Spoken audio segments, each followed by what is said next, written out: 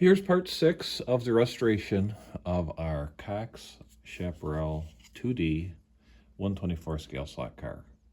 So the previous updates on this, I had gotten the car apart, stripped it, and then lately I've decided to paint it. And I really didn't want to do that. I really wanted to leave it sort of in its natural as produced white, like I would have made it when I was, say, 10, 12, 14 years old, somewhere in there.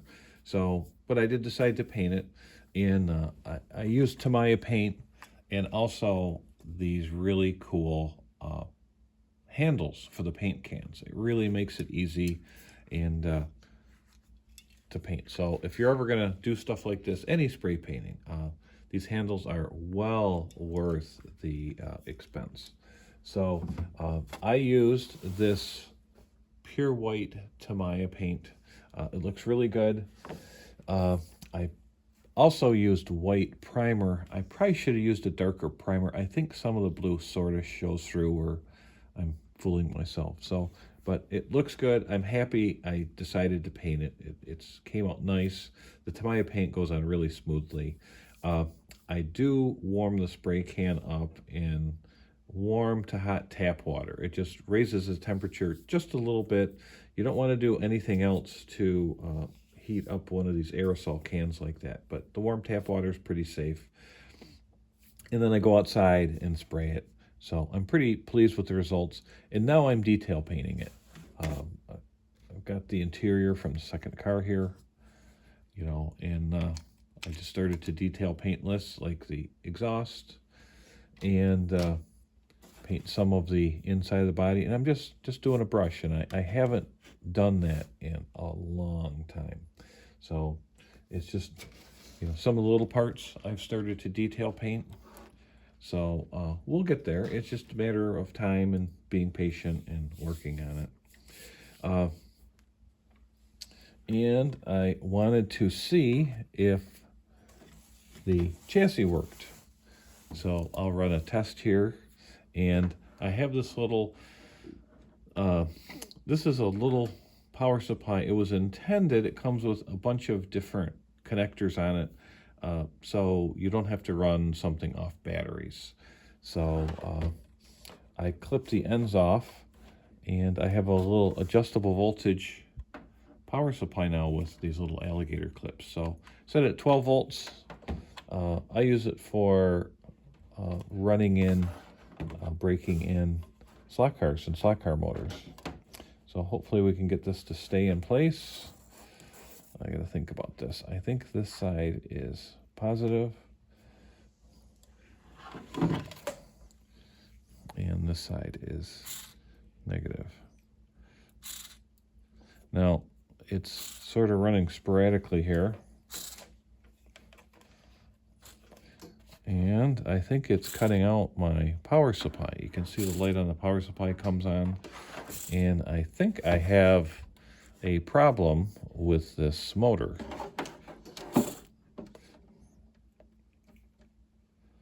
So, and if you look at it, oh, it stopped in just the right spot. I don't know if you can see it. But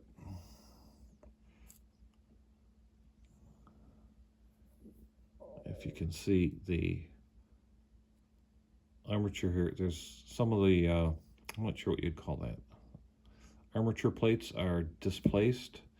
I think I'm going to be buying a replacement motor for this, or tracking it down.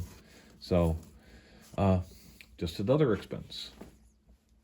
So, all these little expenses on this are adding up. I did order decals, and I ordered them off eBay. So, there is someone on there that makes really nice reproduction decals, and I can't remember his name.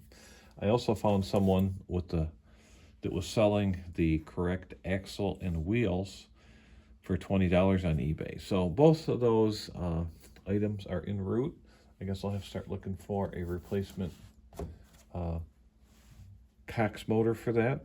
And you want the Cox one because it's chrome. So that kind of distinguishes the Cox cars from something else. And I recently received back my Cox Chaparral 2E that my friend Nick, aka Nick's Garage, we made a trade, and I bought a big wad of stuff off Facebook Marketplace. I actually made a video on it when I found it, just as an example of how you find old slot cars. Well, he restores old slot cars for collectors, and he was interested in my batch of stuff, and he asked me, we started talking, well, how much is it worth and what should we do? And I'd gotten a pretty decent deal on the stuff I bought, I thought, at least. And I said, well, I had this Cox Chaparral 2E, and I don't know if I have a picture of it before he worked on it, but it was in really sad shape, and there were a lot of parts missing. So he tracked down a lot of the replacement parts, the wing, the struts, most importantly, the windscreen was missing, and someone reproduces those. Well, it's our friend, Brad Bloom. So, in the body was busted up. There were actually sections missing. So he did a pretty remarkable job getting this back together, getting it running, putting all the right parts on it, except this motor plate is not the correct one. There's a different aluminum plate here on the chassis, and it has a much bigger opening in the bottom, and it allows the engines to rock back and forth, and that makes the wing rock back and forth. So when you're accelerating, it flattens out like this, and when you let up to brake for a corner, the wing goes into a high downforce mode. So that is a lot. That was a lot of work. I think I made a pretty good trade, almost unfair trade with a friend at that. So I'll have to make it up to him. But he worked quite a while on it, and it's really cool. I'd always wanted one of these, and now I have one, and it is restored. It is all pieced back together. It was really making a silk purse out of a sow's ear. So thanks, Nick.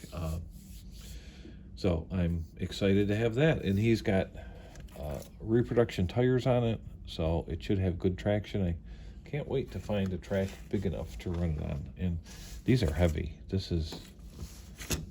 These are not the lightweight slot cars of today. So anyway, that's kind of where we're at. I got a little bonus view of my Cox Chaparral 2E also.